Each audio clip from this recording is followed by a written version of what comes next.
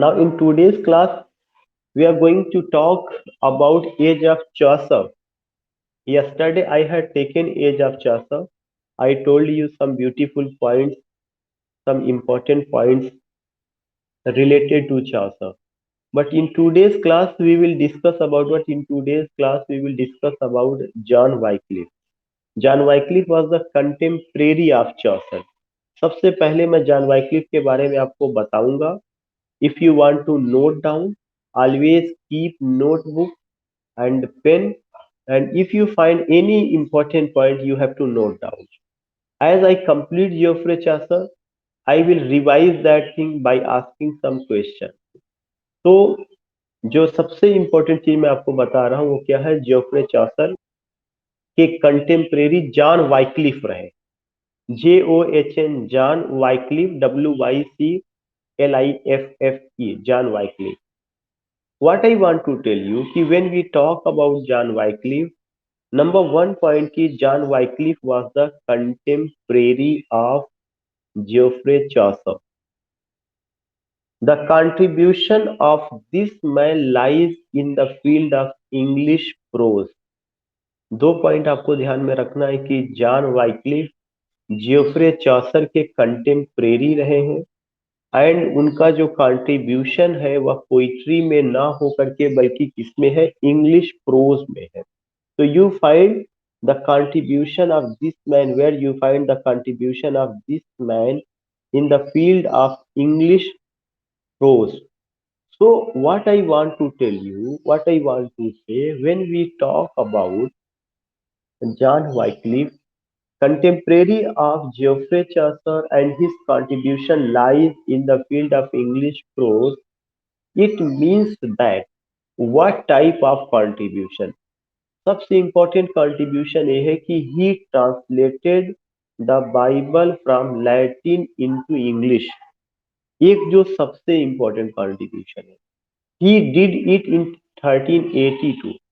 तो आपको ये ध्यान में रखना है कि जॉन वाइक्लिफ ने बाइबिल का ट्रांसलेशन किया, लैटिन से इंग्लिश में किया, और उन्होंने यह काम कब किया है, 1382 में किया है। Again I would like to tell you, John Wycliffe translated the Bible from Latin into English. He did this job in 1382। उन्होंने यह काम कब किया हुआ, 1382 ईस्वी में किया हुआ है।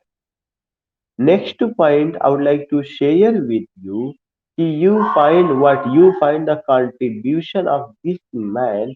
This is why he is also known as father of English prose। मैं फिर से बता दूं, ये क्वेश्चन कई बार पूछा जा चुका है। जॉन वाइक्लिफ ने बाइबिल का ट्रांसलेशन जो लैटिन में थी उस लैटिन से इंग्लिश में किया, और यह उनका बहुत बड़ा कंट्रीब्यूशन रहा। And he translated the Bible from Latin into English in 1382, and this is why he is known as father of English prose। उनको father of English prose कहा जाता है। I'm telling you some other points। We are talking about John Wycliffe, हम John Wycliffe के बारे में बात कर रहे हैं। जो जॉन वाइक्लिफ है, he was the contemporary of whom, he was the contemporary of Geoffrey Chaucer. John Wycliffe Geoffrey Chaucer के कंटेम्प्रेरी थे। Number one point, Geoffrey Chaucer का कंट्रीब्यूशन पोइट्री में रहा है, जॉन वाइक्लिफ का कंट्रीब्यूशन प्रोज में रहा है। जियोफ्रे चौसर का कंट्रीब्यूशन किधर था, you will come to know. Geoffrey Chaucer का कंट्रीब्यूशन पोइट्री में रहा है, जॉन वाइक्लिफ का कंट्रीब्यूशन प्रोज में रहा। नंबर वन पॉइंट, उनका कंट्रीब्यूशन प्रोज में क्या रहा है, he translated the Bible from Latin into English which came in 1382, जो 1382 ईस्वी में आती है। ऐसा काम करने की ही वजह से उनको फादर ऑफ इंग्लिश प्रोज कहा जाता है। It means that he has been addressed as father of English prose. उनको फादर ऑफ इंग्लिश प्रोज कहा गया। Next point which I want to tell you, which I want to share with you is what? That is when we talk about father of English prose, तो उनका जो समय था, जो middle age था, उस मिडिल एज में Bible के ट्रांसलेशन की जरूरत क्यों पड़ी, यह चीज जानने की जरूरत है। Was it the need of hour? When he translated the Bible, then what happened with that person? सबसे पहला चीज तो आपको ये ध्यान में रखना है कि जिस समय उन्होंने बाइबल को ट्रांसलेट किया उस समय जो इंग्लिश लैंग्वेज था that was not a popular language. Latin was an official language. Each and everything was in Latin. Whatever you want to say, whatever you want to express, you have only to express in Latin. And no one was permitted to translate the Bible from Latin into English or in any other language. सब कुछ Latin में होता था.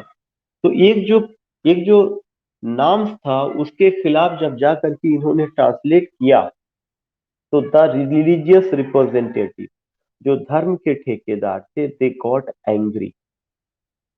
Angry and they set him into the fire. उन्होंने इनको आग के हवाले कर दिया. और यह जो घटना है 1384 ईस्वी की है, 1384 में. मैं फिर से बता दूं, मेरा क्वेश्चन ये था कि उन्होंने जो बाइबल का ट्रांसलेशन किया उसकी जरूरत क्यों पड़ी, उसकी जरूरत क्यों पड़ी. You will come to know कि उसकी जरूरत इसलिए पड़ती है कि जो रिलीजियस रिप्रेजेंटेटिव थे, जो धर्म के ठेकेदार थे, ये सबके साथ प्रॉब्लम वाइस नहीं जा रही है.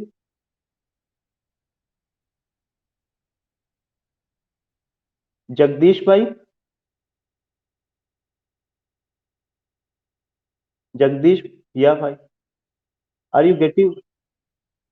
इसका मतलब मैडम आपके आपके साइड से प्रॉब्लम है. So I was telling you, when you talk about this man, which man, when you talk about especially John Wycliffe, he translated, and what happened with that person? He was set into fire.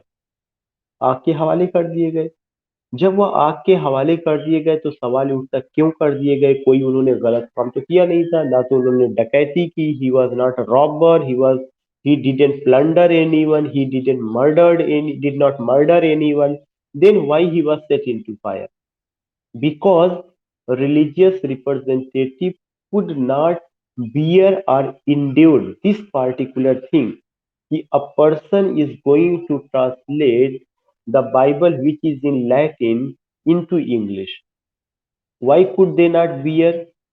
They could not bear because they were thinking the originality of the Bible will come before the people. Bible की जो originality है, जो Bible में सच्ची बातें कही गई है ईश्वर के बारे में, आदमियों के लिए, ईश्वर के जो देवदूत जो धरती पर आकर के जो एक सच्ची बात लोगों को बताए हुए हैं, the people will come to know. Because उस समय लोग लैटिन तो नहीं जानते थे लेकिन इंग्लिश से वाकिफ थे. और जब तक वो लोग जो है लैटिन नहीं जानते थे तो religious representative, bishop, prioress, monk, churchman, they misinterpreted the Bible. They used the Bible to earn money. They used the Bible to pass the luxurious life. And they said, karma is not important to make entry into heaven or hell. But we are the representative of God. If we want, then you will get the opportunity to go either heaven or hell. And for that thing you have to purchase this ticket. आपको इस ticket को purchase करना होगा. सच a system was develop. ये कब था? 1382 के पहले था. तो जब उसके खिलाफ, चूंकि जॉन वाइक्लिफ स्कॉलर थे, उनको लैटिन की भी जानकारी थी, उनको इंग्लिश की भी जानकारी थी, उनको पता था कि bishops were making fool the common people. This is why he stood against this particular, you can say, the misinterpretation of the Bible. The work जो उनका था उसके खिलाफ आए. I want to ask, I want to know जब वो उसके खिलाफ आते हैं या उन्होंने उसको सही बात लोगों को पहुंचाने की कोशिश की, तो जो धर्म के ठेकेदार थे, those who were selling the Bible, those who were misinterpreting the Bible, those who were playing with the emotion of the people, they could not bear. They thought that the reality of the Bible will come before the people.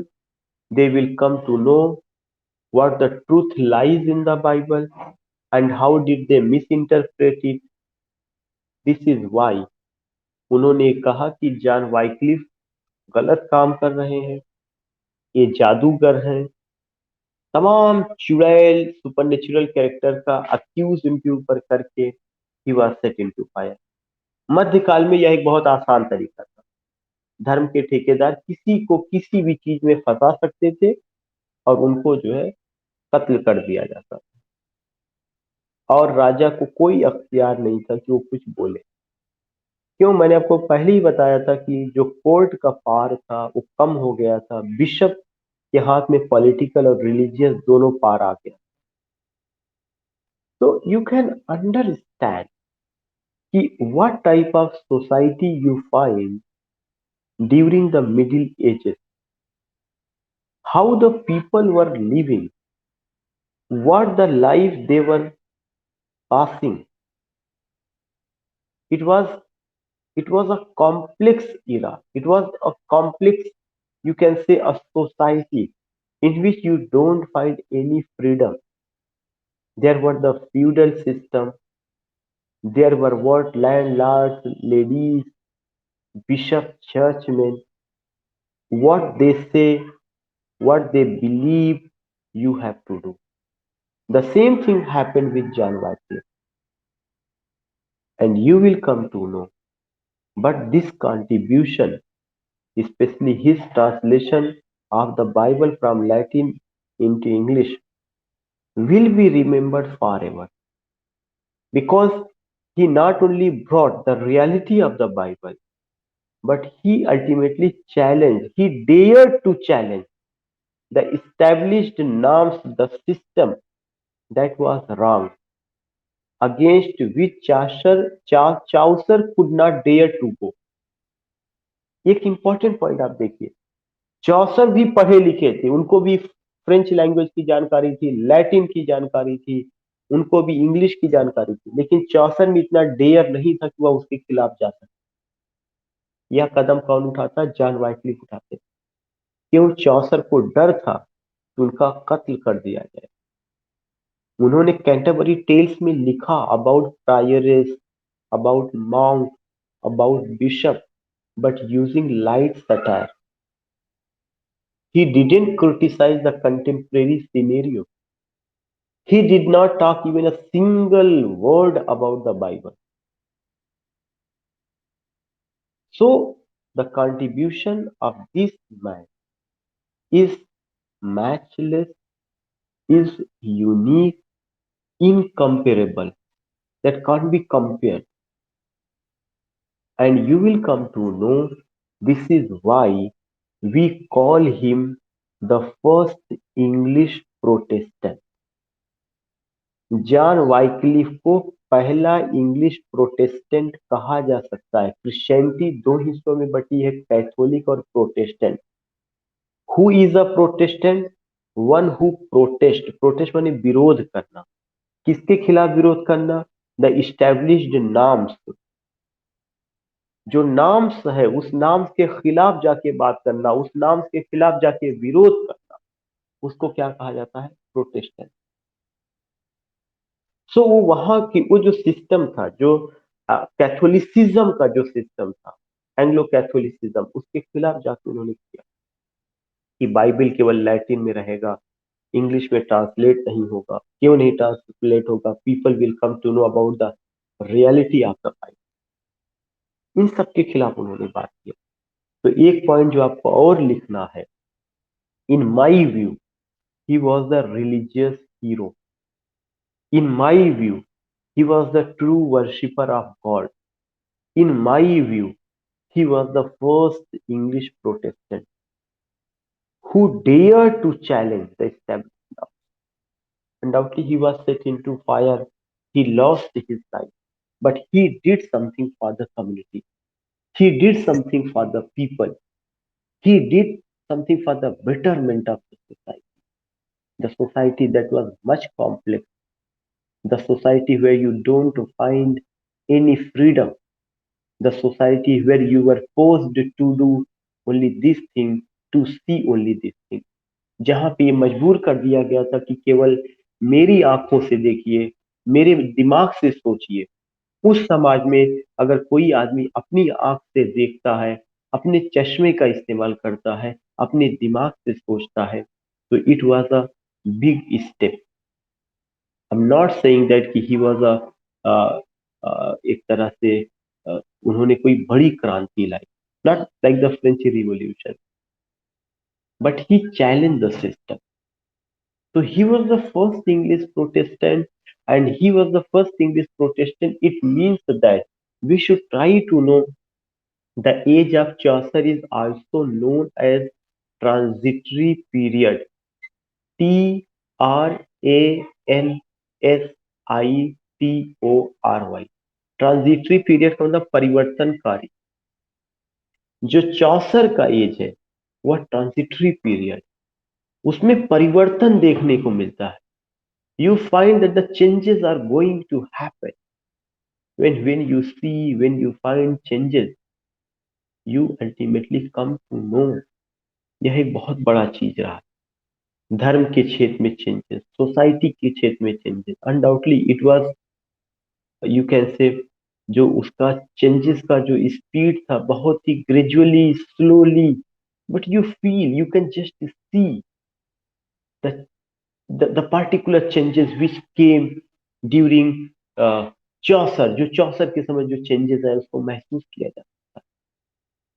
So what I want to say, what I want to tell you, we have to go, we should try to understand उनका। और यह जो changes है दो क्षेत्र में देखने को मिलता है।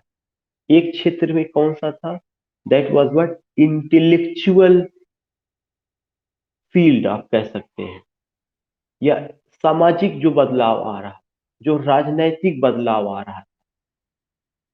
और दूसरा जो चेंज धर्म के क्षेत्र में आया। तो जो इंटेलेक्चुअल चेंज जो हुआ, जो सोशल चेंज हुआ, जो पॉलिटिकल चेंज हुआ, जो कल्चरल चेंजेस हुआ, उसको हम किसके नाम से जानते हैं, that was what, that was renaissance. You find that कि रिनेशा जो है यह एक मूवमेंट है जिसके बारे में हम आज ही बात करेंगे। लेकिन वह जो मूवमेंट था, it was an intellectual movement. वह इंटेलेक्चुअल मूवमेंट था, intellectual movement. It enlightened the people, it told the people the importance of education, it told the people the importance of knowledge and wisdom, it told that you have not to bound yourself with the tradition that is irrelevant. It told the people that you have to be innovative, bring some new thing, bring changes in the society. तो जो renaissance था यह intellectual movement था जिसने लोगों को मजबूर किया कि जो फ्यूडल सिस्टम है उसके खिलाफ जाइए, जो पॉलिटिकल राइट्स आपका छीना गया उसको मांगिए, जो आपका कल्चर है, जो सड़ी गली मान्यताएं हैं उससे बाहर निकलिए, ह्यूमनिज्म की बात कीजिए, इंडिविजुअलिज्म की बात कीजिए, नेशनलिज्म की बात कीजिए, कल्ट ऑफ ब्यूटी की बात कीजिए। तो जो रिनेशा वंडर है, तो जब जीवन में ये बदलाव आया, इंसान ये अपने आप को देखा कि कैसे मेरा किंग ने शोषण किया, कैसे मेरा धर्म के ठेकेदारों ने शोषण किया, तो वह उसके खिलाफ जाकर के खड़ा हुआ। और उस चीज के खिलाफ जाकर के खड़ा होना ही यह अपने में एक बहुत बड़ा अचीवमेंट, यह अपने में बहुत बड़ा अचीवमेंट था। So what I want to say, what I want to tell you, यह एक इम्पोर्टेंट चीजें हैं, जो ऐसा नहीं था कि चौसर के बाद हो रहा था। Even in the during Chaucer, during John Wycliffe, you can feel these changes, you can feel these changes. और ये चेंजेस लाने वाले खुद Chaucer. Yesterday I discussed with you कैसे चौसरियन स्टैंजा का यूज किया गया, हीरोइक कपलेट का यूज किया गया। इसके अलावा जो है इंडिविजुअल और टाइप कैरेक्टर का यूज किया गया। इसके अलावा मैंने आपको बताया कि नैरेटिव, जो स्टोरी बताने का तरीका पोइट्री में था, वो कैसे लाया गया। और धार्मिक सब्जेक्ट मैटर से हट करके समाज के जो विभिन्न वर्ग के लोग थे, वो कैरेक्टर्स कैसे हमें बताए गए, कैसे रियलिज्म को वहां पे लाया गया, कैसे ये उन सब चीजों का उनका अपना जो कल्चर था, पहनावा था, जो ड्रेस था, मैनर था, एटीट्यूड था, वे ऑफ लिविंग था, how Chaucer depicted these things in Canterbury Tales. Middle age में किस कैरेक्टर का ज्यादा महत्व था, नाइट का, स्क्वायर का, उसके माध्यम से उन्होंने उसको बताया। मिडिल एज में रिलीजन कितना इंपॉर्टेंट था, रिलीजन के नाम पे नाइट ने कितनी लड़ाइयां लड़ी, कितनी जंग लड़ी, कितना जीता, उसके बारे में उन्होंने बताया। और दूसरी तरफ रिफॉर्मेशन एक मूवमेंट आता है, और वो रिफॉर्मेशन मूवमेंट इंग्लैंड में लाने वाले खुद जॉन वाइक्लिफ, वहीं से शुरू होती। तो you find what you find reformation, that was an intellectual movement. Reformation was an intellectual movement. You find this point. When I tell you that Reformation was, sorry, not intellectual movement, it was a religious movement. Renaissance was an intellectual movement. Renaissance brought changes in political field, in social, cultural, education, field of science, और भी जो भी जीवन के क्षेत्र हो सकते हैं, in every stair of life. On the other hand, reformation brought changes in the field of religion. Bishop who misinterpreted the Bible, bishop who played with the emotions, feelings, the faith and religious belief of the people, उनके खिलाफ a shining star come and stood against them. Who was that? That was John Wycliffe. इसीलिए John Wycliffe को morning star of reformation भी कहा जाता है। एक question आपको ये भी नोट करना, रिफॉर्मेशन का सुबह का सितारा क्यों? वो जो मूवमेंट चलाए थे, वो कौन सा मूवमेंट था? रिफॉर्मेशन था, जो रिलीजन में सुधार के लिए। और रिलीजन में उन्होंने कौन सा सुधार लाया? बाइबल की ओरिजिनलिटी को लोगों को बताया। उन्होंने कहा कि जो बिशप है, यह बाइबल की गलत व्याख्या कर रहा है। उन्होंने यह भी बताया कि जो बिशप के अलावा जो और लोग हैं, चर्चमैन है, मॉन्क है, वे सब के सब क्या कर रहे हैं? Miss interpreting the Bible. Way Bible से मिस इंटरप्रेट कर उसका। इसलिए एक मूवमेंट की जरूरत है। उस मूवमेंट को उन्होंने चलाया by translating the Bible from Latin in English. और उन्होंने कहा कि don't believe in bishop, but believe in God, but believe in the originality of the Bible. If you want to meet God, you don't need any mediocre. अगर आपको ईश्वर से मिलना है, तो उससे मुलाकात के लिए आपको किसी मेडियोकर की जरूरत नहीं। You don't need any mediocre. आपको किसी मेडियोकर की जरूरत नहीं। Such thing we find. So what I want to say, what I want to tell you, the age of Chaucer, the age of John Wycliffe, it's ultimately a dawn, DAWN, एक नया सवेरा था। It was the age of expectation. The people started to expect the particular chain in which they were chained. now able to break it. They can disregard the irrelevant custom, outdated culture, obsolete tradition, which does not have any value at all. और ये काम कौन शुरू करता है? John Wycliffe.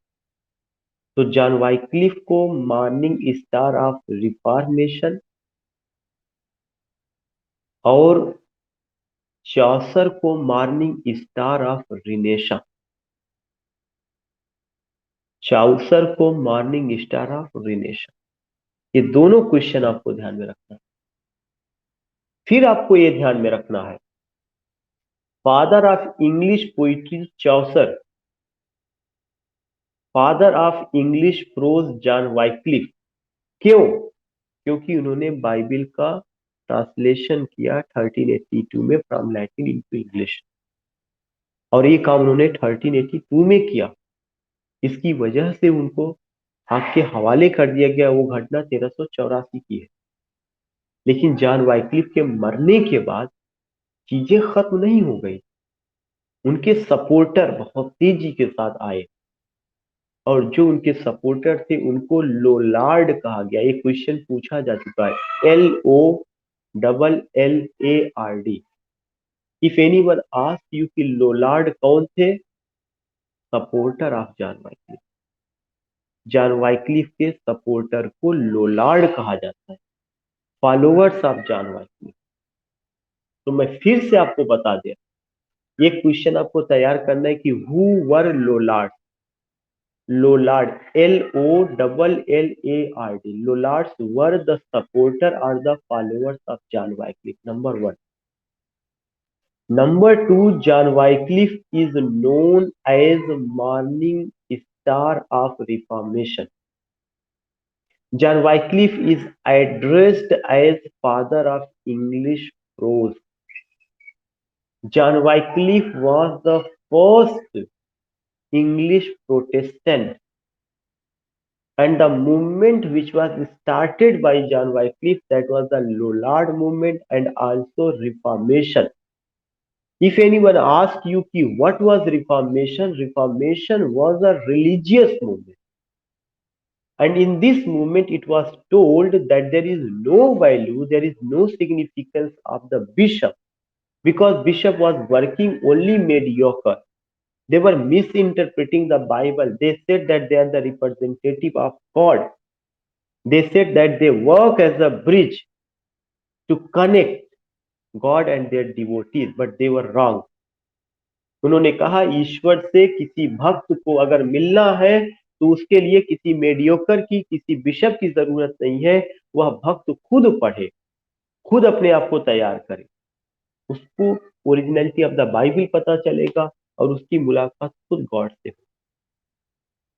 उन्होंने purity of soul की बात की, प्यूरिटी ऑफ हार्ट की बात की, मोरालिटी की बात की, गुडनेस की बात की, वर्च्यू की बात की, जो आदमियों की जिंदगी से निकल गया और आदमियों की जिंदगी में क्या आ गया था? Luxurious life, materialistic life. Specially bishop जो धर्म के ठेकेदार थे, they got the political power also, they started to challenge king even. और कोई भी अगर उनके खिलाफ बोलता था तो सॉर्सरी का, जादू का, ये सब आरोप लगा करके उसको कत्ल कर देते। So these are the significant points. These are the important things which you have to take, which you should try to get. How much these things are valuable, कितना जरूरी है। So again, मैं कुछ क्वेश्चंस आपसे पूछ रहा हूं, मुझे लगता है कि आप सबको ये क्लियर हो गया होगा। If you have any query, if you have any doubt, you can ask. Otherwise, give me permission.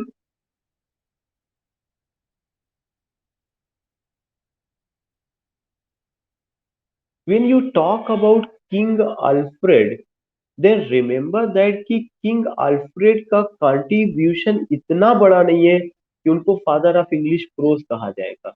King जो अल्फ्रेड थे उनके जमाने में वर्क कुछ लिखा गया, लेकिन प्रोज का फादर इसलिए इनको कहा जाता है कि इन्होंने ऐसे नहीं लिखा, बल्कि पूरा का पूरा ट्रांसलेशन का काम किया हुआ है।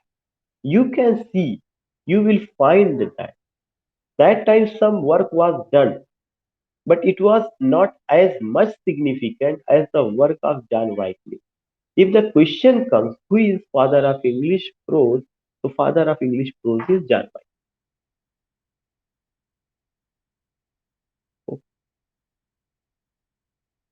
Yeah, I would like to ask some questions कि चौसरियन स्टैंजा जो रहा है, खास करके मैं एक एक लोगों से पूछूंगा। गोपाल दास जी से मैं पूछना चाहता हूँ कि चौसरियन स्टैंजा में कितने लाइन स्टैंजा है? It was invented by whom?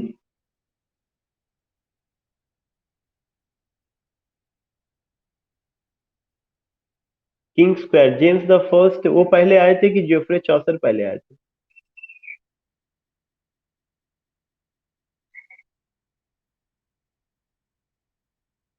या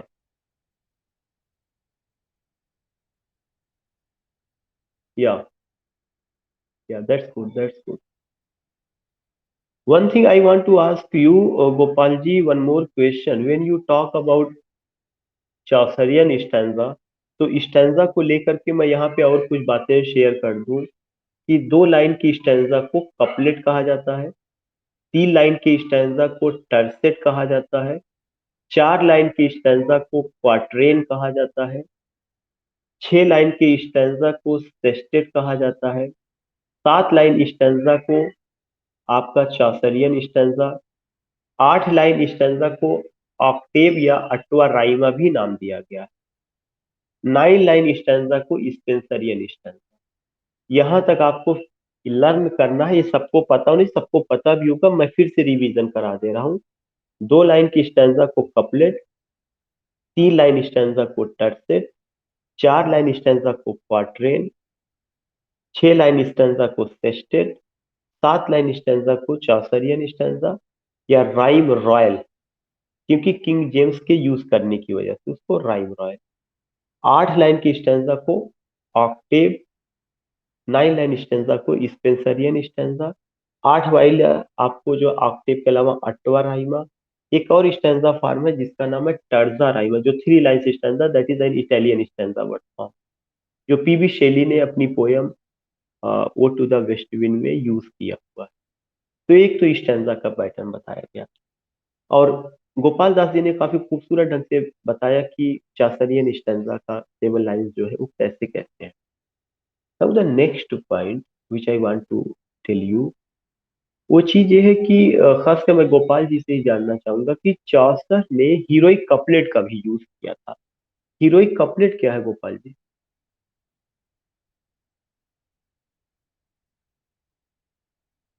या रिटेन इन आयाम्बिक पेंटामीटर, ठीक है। या प्लीज म्यूट, प्लीज म्यूट। और हीरोइक कपलेट को भी इंट्रोड्यूस जिन्होंने किया है, चौसर ने किया है। चौसर ने अपनी किताब लीजेंड ऑफ गुड वुमेन में किया हुआ है। तो रवि जी, मुझे आप हीरोइक कपलेट के बारे में कुछ आगे बताइए, जैसे कि अभी जो है इन्होंने बताया गोपाल जी ने कि जो हीरोइक कपलेट है, pair of rhyming words in iambic pentameter. Iambic का मतलब क्या है सुरभि?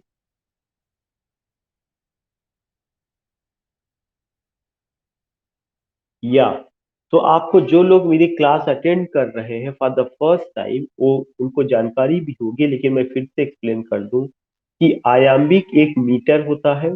उस मीटर की खासियत ये होती है कि उसका पहला सिलेबल अनस्ट्रेस्ड होगा, और फिर जो दूसरा सिलेबल होगा वह स्ट्रेस्ड होगा। ये जो आयाम्बिक मीटर है, यह आपका हीरोइक कपलेट में भी यूज किया जाता है और ब्लैंक वर्ड्स में भी यूज किया जाता है। किसमें किसमें? हीरोइक कपलेट में और ब्लैंक वर्ड्स में। हीरोइक कपलेट और ब्लैंक वर्ड्स में केवल एक चीज का अंतर है कि ब्लैंक वर्ड्स अनराइम्ड होता है, उसमें राइम पैटर्न नहीं होता, और हीरोइक कपलेट में राइम पैटर्न होता है। तो ब्लैंक वर्ड्स अनराइम्ड और heroic couplet rhyme. Now Surabhi ji, मैं एक चीज और ये जानना चाहता हूँ कि जब आप जो है ब्लैंक वर्ड्स या हीरोइक कपलेट की बात कर रही हैं, या हम लोग इस पे बात कर रहे हैं, तो जो पेंटा है उसका मतलब क्या है? What do you mean by penta?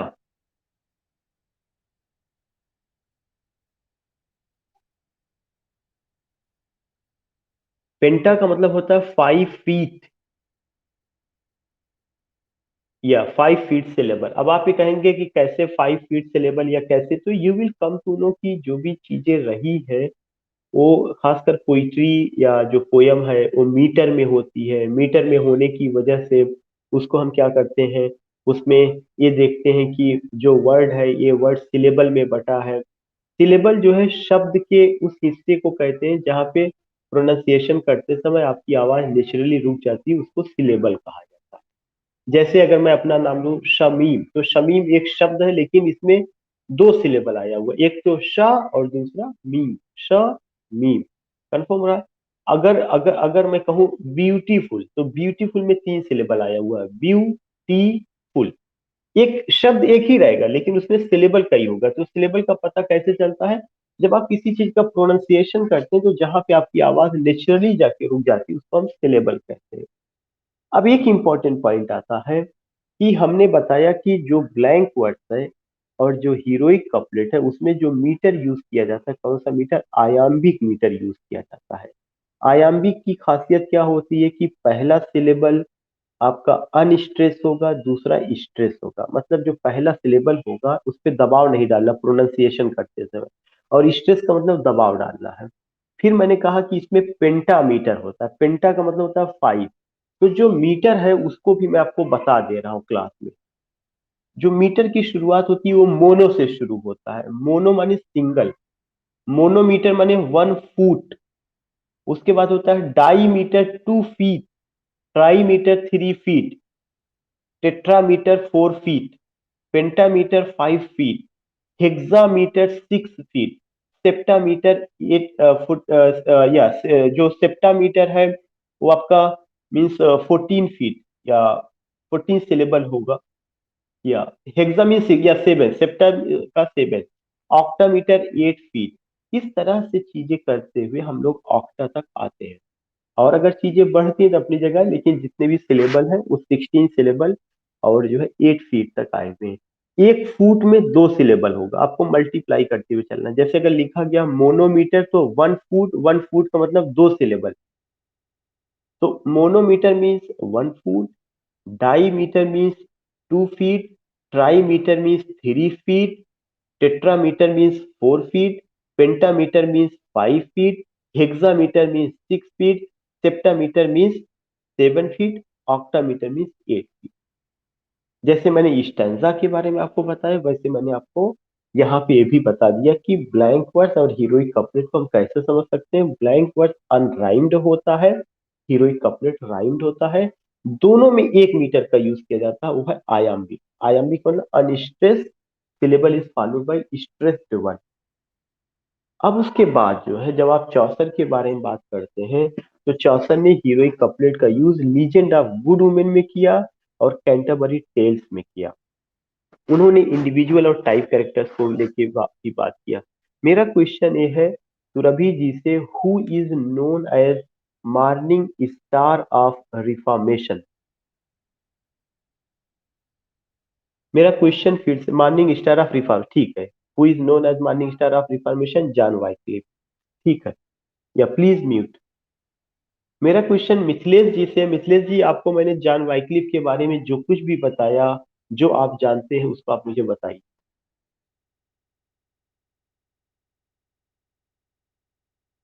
Yes, या इन द फील्ड ऑफ प्रोज,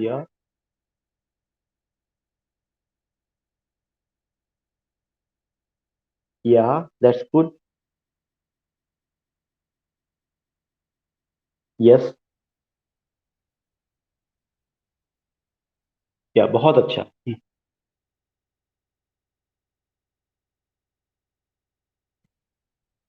या that's good, that's good.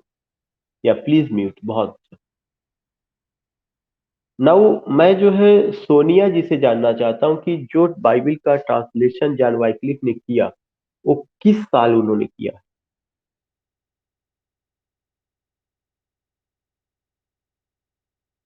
Sonia जी, आवाज मेरी आपको जा रही है? या किस ईयर उन्होंने किया? 1382 में बेटा, 1382 में। 1382 में। जॉन वाइक्लिफ की मौत कब होती है?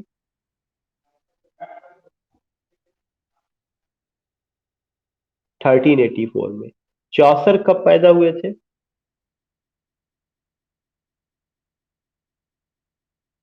1340 में। 1340 में चौसर पैदा हुए थे, 1400 में उनकी मौत होती है। दूसरा चीज मैं आपसे ही सोनिया जी जानना चाहता हूं कि लोलार्ड मूवमेंट क्या था?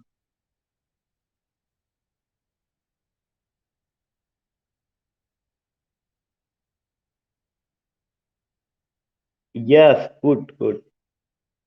या सपोर्टर ऑफ जॉन वाइक्लिफ को लोलार्ड कहा जाता है। ठीक है, बहुत अच्छा।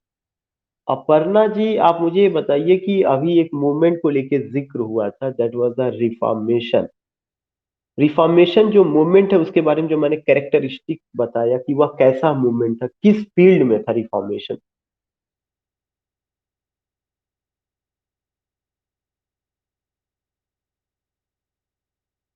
Yes, good. It was a religious movement. Reformation जो है रिलीजियस मूवमेंट है, क्योंकि जो धर्म की सड़ी गली मान्यताएं थी, परंपराएं थी, उसके खिलाफ जो है एक आवाज उठती है जिसका नाम जॉन वाइकलिफ था। तो it was a religious movement. यह रिलीजियस मूवमेंट था। या दूसरा चीज, इस मूवमेंट को चलाने वाला अगर इंग्लैंड में बात किया जाए तो कौन था? किसको आप शुरू में क्रेडिट दे सकते हैं? या किसको मॉर्निंग स्टार ऑफ रिफॉर्मेशन कहा जाता है? किसको फादर ऑफ इंग्लिश प्रोज कहा जाता है? फिर से बेटा, फिर से। Father of English pros, not father of English poetry. John Wycliffe ने बाइबिल का ट्रांसलेशन कब किया है? 1382 में किया, दैट्स गुड। प्रवीण जी, कल मैंने आपको बताया था कि चौसर के समय में दो मूवमेंट हुआ था, रिवोल्ट एक तरह से कहा जाए। दो घटनाएं थी जिसकी डेट मैंने आपसे जिक्र किया था। ब्लैक डेथ कब हुआ था? प्रवीण जी,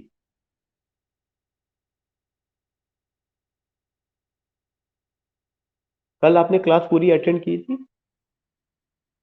अच्छा। कंचन मैडम आज ज्वाइन की है? जी, कब हुआ था कंचन मैडम? क्वेश्चन मेरा ये है कि चौसर के जमाने में एक ब्लैक डेथ एक घटित हुआ था, जो प्लेग नाम की डिजीज थी, वो कब हुई थी?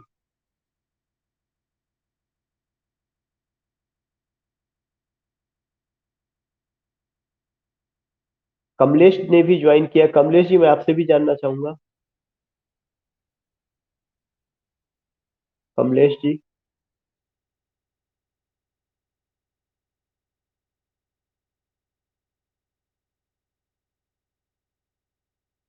1348।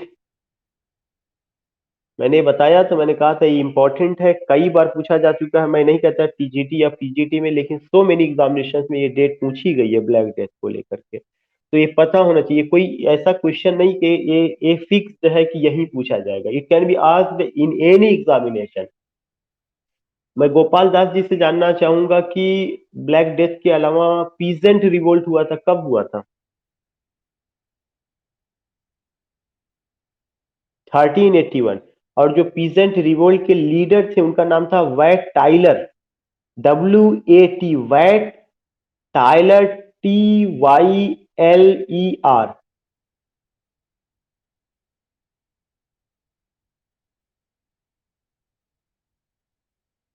Again I would like to tell you, जो पीजेंट रिवोल्ट के लीडर थे उनका क्या नाम था? Wat Tyler, WAT, Wat Tyler, TYLER, Tyler.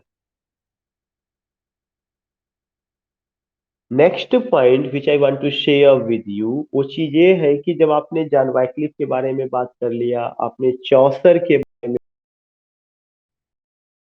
इसके अलावा जो है और भी उस समय की जो कंटेम्प्रेरी सिचुएशन रहा उसको लेकर के बात कर लिया, तो एक और चीज जो आपको ध्यान में रखने की जरूरत है कि चौसर का जो कंट्रीब्यूशन है वो पोइट्री के फील्ड में बहुत वाइड है। और कौन उनको फादर ऑफ इंग्लिश पोइट्री कहा है चौसर को?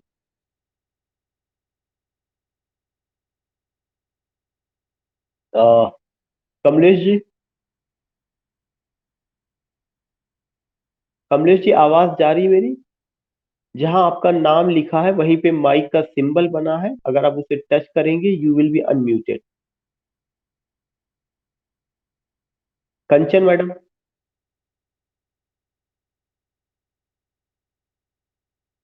प्रवीण।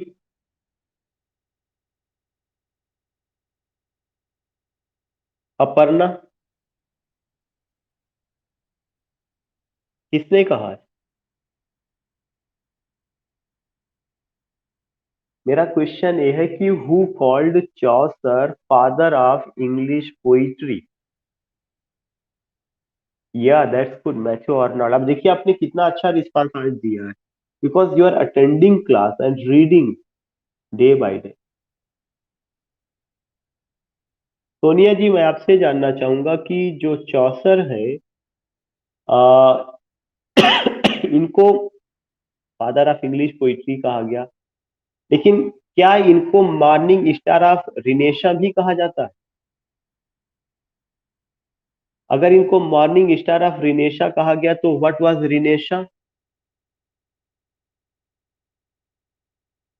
या that's good, renaissance was an intellectual movement. जो रिनेशा था यह एक इंटेलेक्चुअल मूवमेंट था। Renaissance was an intellectual movement. यह एक बहुत इंपॉर्टेंट पॉइंट है। इंटेलेक्चुअल मूवमेंट का मतलब कि it enlighten the knowledge, it gave us wisdom. Us का मतलब the people who were living that time, and it told that you all have to go against the irrelevant custom, outdated culture, tradition, जिसने कि आपको chain करके रखा था बात तक, उससे बाहर निकलने का प्रयास। Now again, I would like to ask one more question that is related to these particular things. When you talk about चौसर, तो मैंने ये आपको बताया था कि चौसर को story telling writer, first writer थे। आयरनी का यूज, सटायर का use, all these things we find. Now I want to ask one more thing. उन्होंने एक कॉन्सेप्ट दिया है इंडिविजुअल और type character. What do you mean by individual and type character? What do you mean by individual and type character? Gopal Das जी।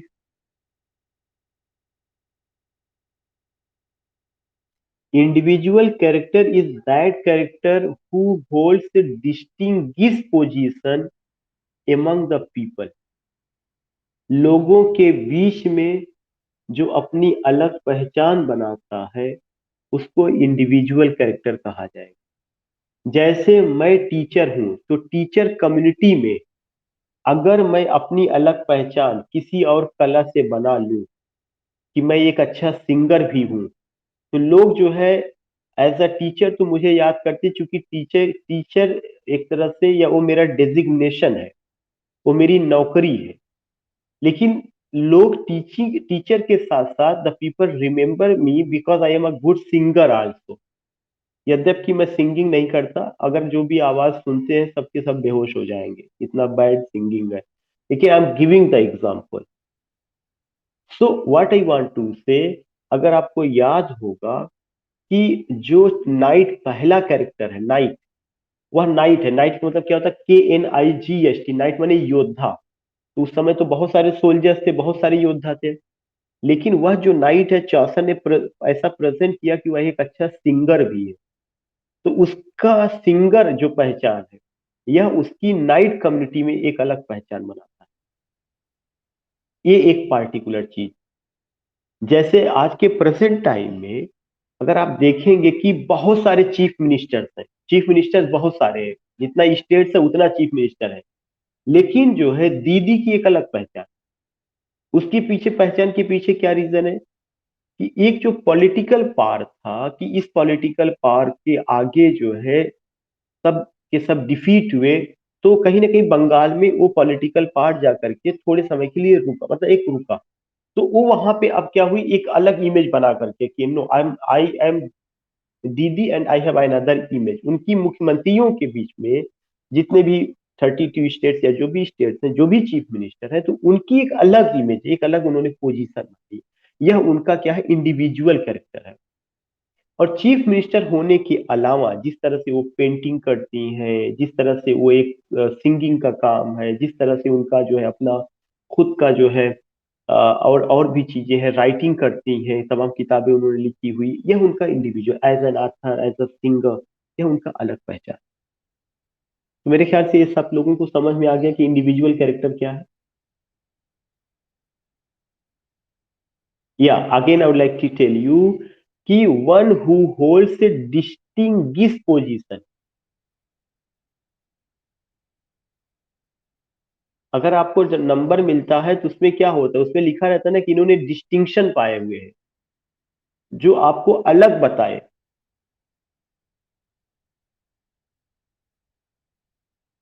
या it is introduce by चौसर, का मतलब कि चौसर ने जो कैरेक्टर अपनी किताब में यूज किए हैं, वे कैरेक्टर जो है दो हिस्सों में बांटे जाते हैं, इंडिविजुअल एंड टाइप। चौसर को भी ये नहीं पता होगा कि जो मैं लिख रहा हूं ऐसा होगा, लेकिन ये उसकी शुरुआत वहां से होती है। टाइप कैरेक्टर जो representative character, one who represents a section of society. एक आदमी टाइप भी हो सकता है और एक आदमी इंडिविजुअल भी, एक आदमी एक समय में टाइप और इंडिविजुअल दोनों हो सकता है। जैसे मैं नाइट का उदाहरण दूं, तो जितने भी नाइट होंगे, उनके पास हार्स होगा, उनके पास शील्ड होगा, उनके पास स्वॉर्ड होगा। वो मिडिल एज में टर्बन का यूज करते थे। अगर इस मैनर में, इस चीज में हमारे सामने कोई पर्सन आता है तो वह टाइप है। क्यों? चूंकि वह नाइट और नाइट सोसाइटी की पूरी इमेज को हमारे सामने पेश कर रहा है। यह टाइप है, one who present a section of society. लेकिन इंडिविजुअल वह होता है one who hold distinguish position, जो डिस्टिंग्विश पोजीशन को होल्ड करता है, उसको जो है क्या कहा जाता है, उसको जो है कहा।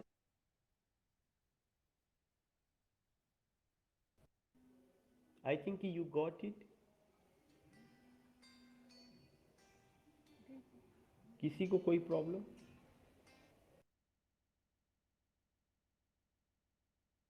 सो these are the things which I am discussing with. तो इतना सारा चीजें हम लोग डिस्कस किए हैं। Now we will talk about what, age of revival. Sorry, इसके बाद एक और एज था जो डार्क मिडिल एज था। डार्क मिडिल एज 1400 से 1450। और मैंने आपको बताया था कि डार्क मिडिल एज में कोई काम नहीं हुआ है इंग्लिश लिटरेचर में। वी डोंट फाइंड कि कोई बड़ा राइटर आया हो, किसी ने कोई बड़ा काम किया हो। इसीलिए उस एज का नाम क्या कहा जाता है, dark middle as. Dark middle as की वजह से उस पार्टिकुलर चीज को वी फाइंड, वी सी। तो remember that when you talk about dark middle age, it means कोई ऐसा काम नहीं, कुछ भी नहीं हुआ था। No no land of English literature was cultivated. We don't find any great poet, any great dramatist और एनी ग्रेट राइटर। यहाँ तक बस आपको करना है। मैं आपसे एक चीज और जानना चाहता हूँ, इसके पहले मैंने आपको बताया था, मैं गोपाल जी से शुरू कर रहा हूँ। मिरेकल प्ले क्या होता है?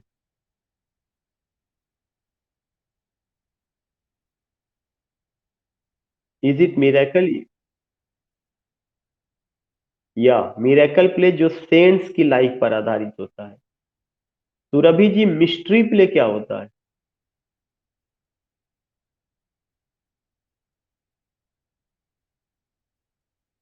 Okay, that's good, based on the life of Jesus Christ.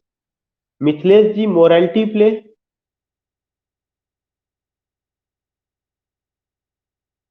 या कॉमन राइटियस में मोरालिटी प्ले का कोई एग्जांपल? ओ नो, ड्रामा में बताइए। एवरी मैन, कई बार पूछा जा चुका है, टीजीटी पीजीटी हर जगह, एवरी मैन। सोनिया जी, मैं आपसे ये जानना चाहता हूँ कि इंटरल्यूड क्या है?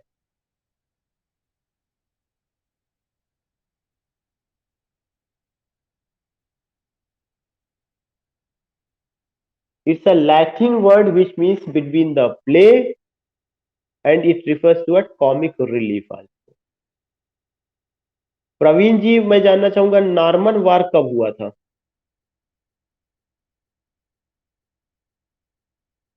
कोई भी नॉर्मन वार? 1066 में हुआ था। एंग्लो सैक्सन की डेट क्या है?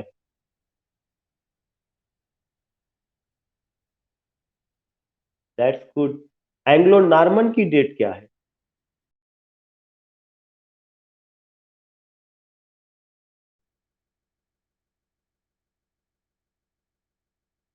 दस सौ छाछठ से 1350। एज ऑफ चौसर की डेट क्या है? Yes, that's good. उसके अलावा जो है क्या कहते हैं कि यहां तक डार्क मिडिल एज की डेट क्या है? Yes, that's good. बहुत अच्छा। कल हम लोग जिस टॉपिक को कवर करेंगे वो एज ऑफ रिवाइवल, रिनेशा। वहां से अक्सर क्वेश्चन पूछा जाता, मोस्ट प्रोबेबली यूज्ड। तो बी प्रिपेयर फॉर टुमारो। और अभी तक मैंने जितना आपको पढ़ाया था उतना मैं आपको रिवीजन कराते हुए चल रहा हूँ, और आपको मोस्ट प्रोबेबली ये कोशिश कर रहा हूँ मैं आपको इंगेज किए रहूँ, ज्यादा से ज्यादा मैं आपको क्वेश्चन पूछ करके रटा दूं इसी क्लास में। अगर आप केवल यहाँ से जाने के बाद if you get time and revise only means watch only video, तो not a single point you will leave. जहाँ पे लेक्चर देना है मैं देर तक लेक्चर दे रहा हूँ, जहाँ क्वेश्चन पूछना कर रहा हूँ। इसके अलावा भी अगर आपका कोई सजेशन है तो मोस्ट वेलकम।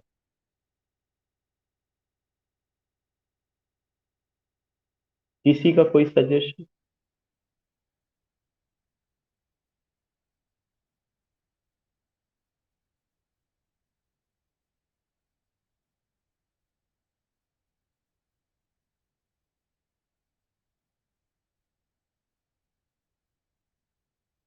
यस, से again Gopal ji.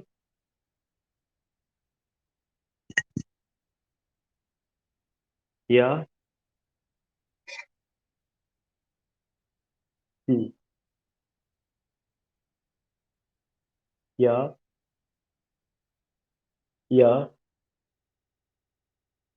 Yeah, undoubtedly. If you remember that I said that I will start within 2 or 3 days as I reach Elizabethan age. जैसे ही हम लोग एलिजाबेथ।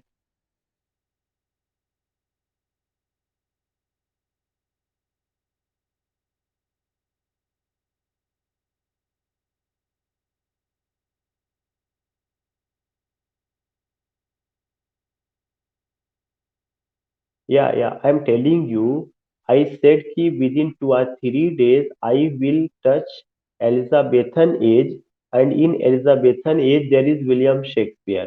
जैसे ही हम एलिजाबेथन एज में पहुंचेंगे तो वहीं से ही हम तुरंत का तुरंत टेक्स्ट को शुरू कर देंगे, and it will take only 2 or 3 days. Then you will also come to know about the nature of the class, and other people who are curious to join, they will also be the part of this session. तो जो जैसे ही आप Elizabethan age में पहुंचेंगे Shakespeare आ जाएंगे, फिर आपको लगातार शेक्सपियर के टेक्स्ट पर बात होगी। We will deal Shakespeare as an author. सबसे पहले एक आथर को उठाया जाएगा ना, एक आथर के ही जितने टेक्स्ट है उस पर बात किया जाएगा। ऐसा नहीं होगा कि आज हम एक आथर को उठाए हैं उसकी एक टेक्स्ट को बात करें, कल गार्सवर्दी को उठा के बात करें, परसों वर्ड्सवर्थ को, एक खिचड़ी हो जाएगा और आप सब मिक्सअप कर जाएंगे। We will pick up one author का जितना भी इंपॉर्टेंट टेक्स्ट है 10-12 जो पूछा जाता है, one by one we will discuss. ठीक है। हाँ, okay. And we will do this it कब? Within 2 days। कल एज ऑफ रिवाइवल पे बात होगा, कल के बाद हम लोग एलिजाबेथन एज पर आ जाए। 2 or 3 days मैंने आपसे पहले भी कहा। या। और किसी का कोई सजेशन? देखिए।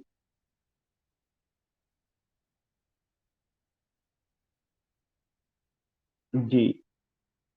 देखिए, जो जो डिफरेंट डिफरेंट बुक में अलग दिया रहता है उस पार्टिकुलर पीरियड को अगर आप देखेंगे, पीरियड का नाम ही अलग दिया रहता है। कहीं पे पोएट के नाम पे दे दिया जाता है, कहीं पर एज ऑफ जॉन मिल्टन के नाम पे दे दिया जाता है, कहीं पे एज ऑफ शेक्सपियर के नाम पे दे दिया जाता है। तो हम लोग जब एज ऑफ शेक्सपियर की बात करते हैं, जिसका मतलब एलिजाबेथन एज का ही बात चल रही है। लेकिन ये जो क्रोनोलॉजी बताया जा रहा है, इसमें कोई आपको डाउट नहीं है, क्योंकि ये सारी की सारी चीजें एम एच एब्राम्स का और जो और भी मार्गरेट ड्राइबल वगैरह का जो बुक है, उनका जो डिवीजन है वहां से है, तो इसमें कोई डाउट नहीं। इसी इसी एज को, जो एज का जो आपको पैटर्न चल रहा है, आपको इसी पैटर्न पर चलना है।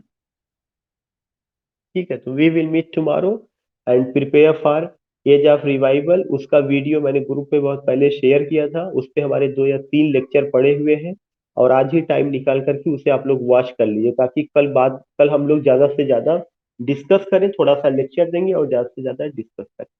और कल से अगर समय मिलेगा तो शायद कल से ही हम लोग टेक्स्ट भी शुरू करें।